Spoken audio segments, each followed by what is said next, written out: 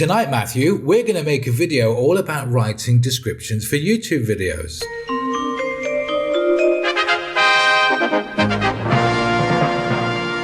If you are new to YouTube and you are getting ready to make your first video, then I cannot stress enough the importance of the description. It's so important, in fact, that I'm even going to go as far as to say it's more important than the video. Because even if you were to make a fantastic video right now and get the description wrong, nobody is going to see it. If you're not so new to YouTube and you've actually got a few videos already in your channel, we can use those to practice on. But you have to sort out your thumbnails first, or run the risk of damaging your YouTube channel. YouTube monitor the click-through rate in order to determine whether a video will become popular or not. If not enough people are clicking through from your thumbnail to the video, they will deem their little experiment done and replace your video with somebody else's that does. So make sure you've created that all-important enticing thumbnail and uploaded it first before you even think about editing or modifying your description. And to help you with that, I highly recommend you watch my video all about creating killer thumbnails.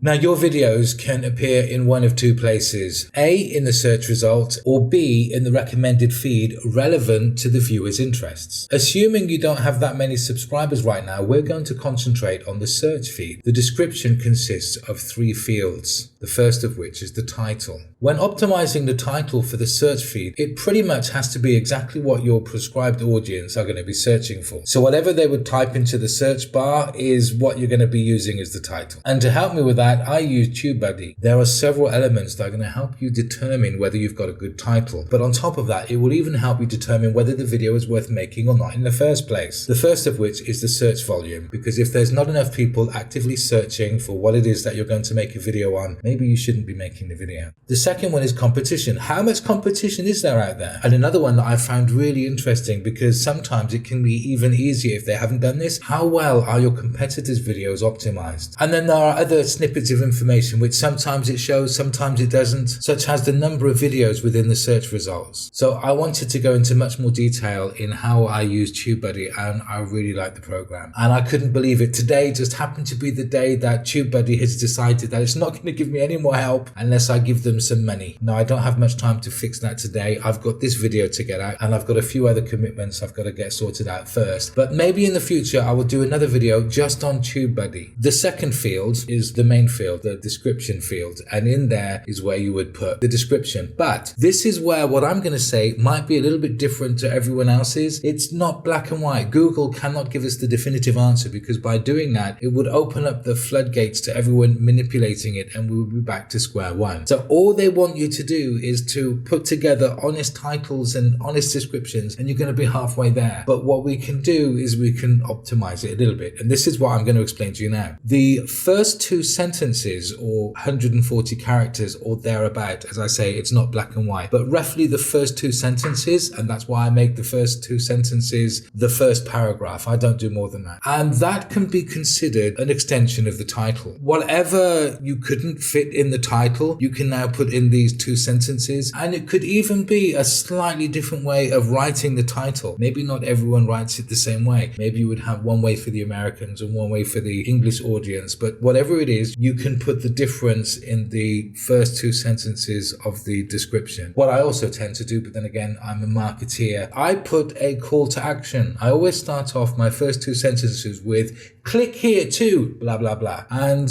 it works for me. So let's see if it's as successful as I think it is. So that's the first paragraph out of the way, and then underneath that you've got space for another 3 paragraphs, and that's where you put the information. What is the video about and who is it for? And that will help the YouTube algorithm work out who it's going to show the video to. And last but not least, don't forget the audience themselves. 99% of the time they're not going to see the description until after they've already chosen the video, after they've clicked through on the video, and after they've started watching the video. And the moment they start looking at the description, it's going to be for one of 2 things. Either number 1, they're going to be looking for your social networking links, so make sure you put them in there: Instagram, Pinterest, and everything else. And then underneath that, the links that you keep saying, links in the description, make sure you put those in, and you're pretty much done. And just another snippet of advice I want to give here: if you're not making your videos specifically for kids, as in kid friendly, then make sure you select not for kids. So if you do accidentally slip out a few words that are not suitable for that audience, you don't get into trouble. Well, I hope you find that of interest. Thank you for listening.